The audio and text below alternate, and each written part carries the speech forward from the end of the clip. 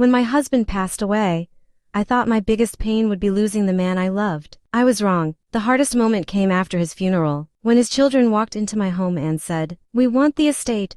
We want the business.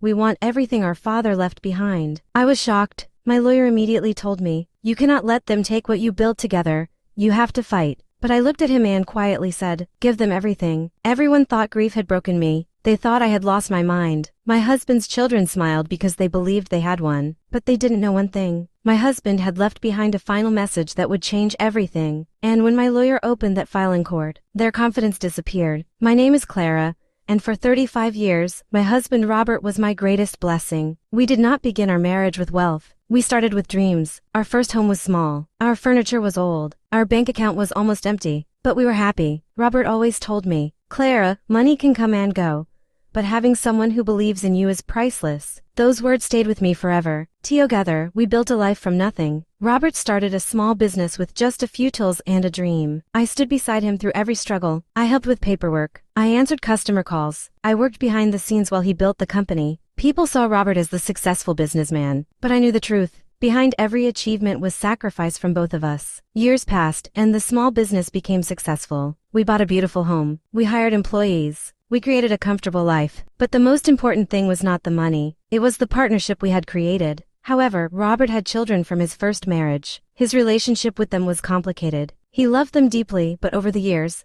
they became distant. They visited only occasionally. Most of the time, they contacted him when they needed something. Robert always tried to keep peace. He would say, "They are still my children, maybe one day they will understand." I respected that. I never wanted to come between a father and his children. But deep down I noticed something. They cared more about what Robert owned than the memories they shared with him. Then came the day that changed my life. Robert became seriously ill. The strong man I knew became weak. I stayed beside him every day. I held his hand during hospital visits. I sat with him during painful treatments. His children came sometimes, but they were never there like I was. One night, Robert looked at me and said, "Clara, I know you have sacrificed so much for me." I smiled and told him, "We sacrificed together." He held my hand and said, "No matter what happens, remember that you were my greatest supporter." A few weeks later, Robert passed away. My entire world collapsed. I wasn't thinking about money. I wasn't thinking about property. I was thinking about the person who was no longer beside me. But before I could even finish grieving, Robert's children arrived. They sat in my living room with documents. Their attitude was completely different from the sadness I expected. His son looked at me and said, "We believe everything belongs to us." His daughter added,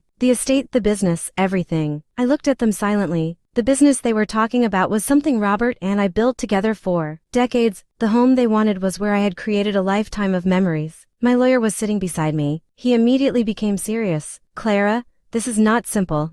You need to protect your rights." He wanted to fight. He wanted to challenge everything. But I surprised him. I said, "Give them everything." Everyone looked at me. My lawyer whispered, "Are you sure?" I nodded. "Yes." Robert's children smiled. They thought I had surrendered. They thought they had defeated me. But I knew something they didn't. Before Robert passed away, he had asked me to keep one envelope safe. He told me, "Only open this if people forget what truly matters." At the time, I didn't understand. But now I did. The final hearing arrived. Everyone expected me to lose. Robert's children entered the courtroom confidently. Their lawyer prepared to take control. Then my lawyer stood up. "Your Honor, before any decision is made, there is one important document that needs to be presented." He opened the envelope. Inside was a letter from Robert. The courtroom became silent. The letter explained everything. Robert wrote that the business was not built by one person. It was built through years of teamwork, sacrifice, and loyalty. He explained that Clara had been beside him during every difficult moment. Then came the shocking part. Robert had created a legal plan protecting the future of the business and ensuring Clara would not be forced out of the home they built together. His children looked shocked. They thought they were taking everything, but they never understood what their father truly valued. My lawyer read Robert's final words. "The person who stood beside me when I had nothing deserves to stand beside me when I have everything." The courtroom was completely silent. His children lowered their heads. For the first time,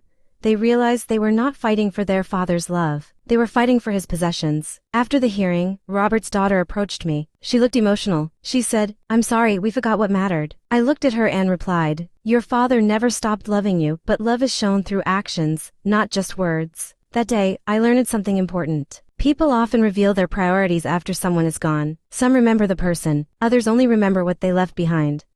Life teaches us a powerful lesson. A person's true value is not measured by their wealth. It is measured by the love, loyalty, and memories they leave behind. Never wait until someone is gone to appreciate them. Spend time with the people who matter. Show love while you still have the chance. Because in the end, the greatest inheritance is not money, it is the impact someone leaves on your heart.